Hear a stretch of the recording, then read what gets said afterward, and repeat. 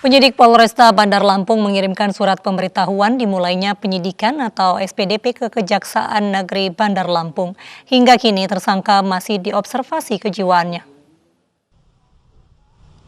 Penyidik Polresta Bandar Lampung telah mengirimkan surat pemberitahuan dimulainya penyidikan atau SPDP kasus penusukan yang dilakukan tersangka Alfian Andrian terhadap pendakwa Syekh Ali Jaber ke Kejaksaan Negeri Bandar Lampung. Polisi memeriksa keterangan keluarga dan orang dekat tersangka. Polisi juga menilai ada sesuatu yang disembunyikan oleh tersangka. Tersangka mengaku menikam karena terganggu dan gelisah dengan konten atau dakwah-dakwah yang disampaikan Syekh Ali Jaber. Polisi masih memeriksa tersangka dan observasi kejiwaan selama 14 hari ke depan. Polisi menyita alat bukti pisau yang digunakan tersangka serta pakaian yang dikenakan korban saat berdakwah. Tersangka terancam hukuman 15 tahun penjara. Ini saya sampaikan bahwa polisi serius di dalam menangani kasus tersebut. Ya. Bisa dibuktikan bahwa polisi telah menangkap pelaku, ya. Kemudian polisi sudah mengamankan barang bukti. Dan kemudian juga polisi sudah melakukan penahanan terhadap pelaku. Dan kemudian bahwa sudah kita lakukan pemeriksaan terhadap 13 orang saksi. Itu ada dari saksi keluarga, ada dari saksi yang berada di TKP, kemudian juga ada saksi daripada panitia. Itu 13 sudah kita lakukan pemeriksaan. Dengan proses penyidikan ini ada beberapa isu yang berkembang, Misalnya ada beredar di media sosial bahwa tersangka sudah dibebaskan oleh penyidik. Itu semua adalah tidak benar. Ya. Jadi sampai saat ini tersangka AA ini masih dilakukan penahanan dan ada di dalam sel di Polres Bandar Lampung. Ini masih ada di kami tunjukkan yang bersangkutan ini, tersangka ini, AA ini di dalam sel. Ya. Tidak benar kalau sudah berada di luar. Ya, gitu. Tapi masih ada di sel sampai detik ini. Kapolri Jenderal Polisi Idam Aziz menginstruksikan perubahan seragam Satuan Pengamanan atau Satpam menjadi coklat muda mirip seragam polisi. Selain mirip seragam polisi, nantinya seragam Satpam juga dilengkapi pangkat.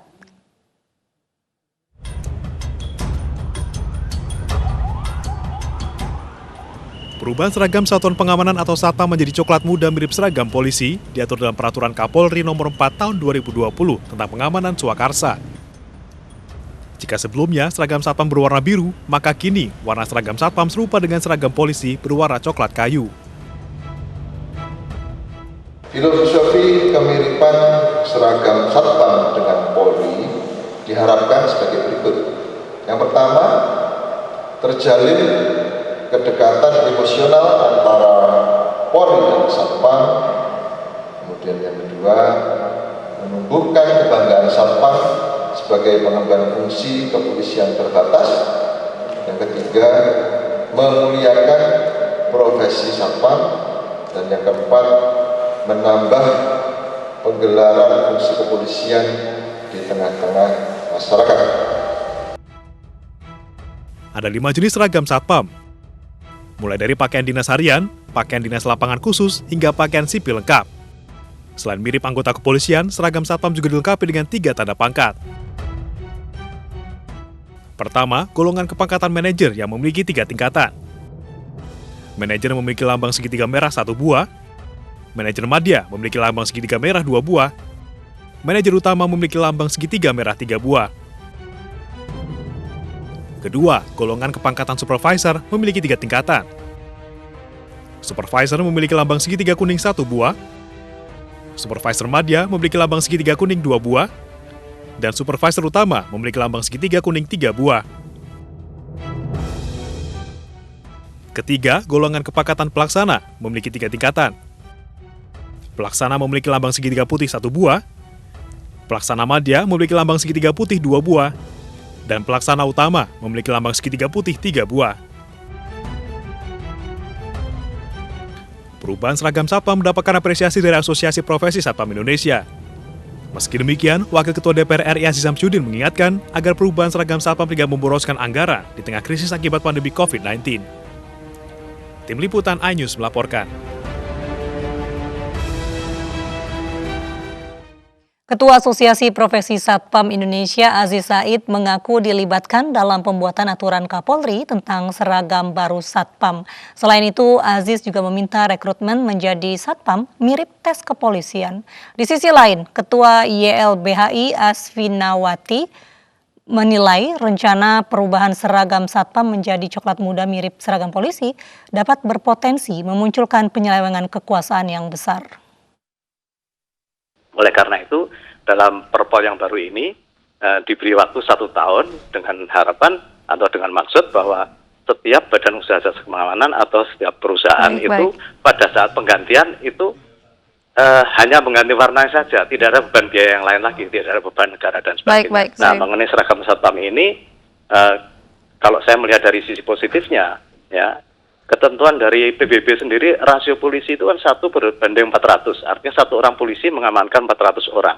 Di Indonesia ini beberapa tahun yang lalu masih 1 berbanding 700, sehingga masih timpang sekali. Ya. Oleh karena itu dengan istilahnya Polri sebaran petugas keamanan lebih banyak, artinya lebih bagus buat pengamanan secara nasional. Ya. Karena sebentar lagi, karena di Indonesia ini kepatuhan hukum masyarakat masih rendah. Kalau ada polisi jadi patuh, kalau tidak ada polisi tidak patuh. Oleh karena semakin banyak. Dan jelas-jelas dikatakan polisi ini alat negara menjaga keamanan dan ketertiban. Dan tidak ada yang lain yang menjaga keamanan dan ketertiban. Jadi tidak boleh gitu ya. Kemudian swasta menjaga keamanan dan ketertiban. Kenapa? Karena bisa abuse of power. Kalau di abuse of power, siapa yang menindak? Harusnya polisi. Ketika polisi memberikan izin usaha, karena untuk mendapatkan izin operasional harus dengan rekomendasi dari Kapolda begitu ya, kemudian dilatih oleh kepolisian, diawasi oleh kepolisian, itu kan berbagai fungsi masuk di dalam satu institusi gitu. Jadi ketika nanti ada konflik tanah misalnya antara masyarakat adat dengan satpam perusahaan, di situ konflik kepentingan dengan Polri sudah besar, padahal seharusnya Polri menjadi pihak yang netral, kemudian melihat ini kok ada pemukulan masyarakat adat oleh satpamnya korporasi atau disuruh oleh perusahaan.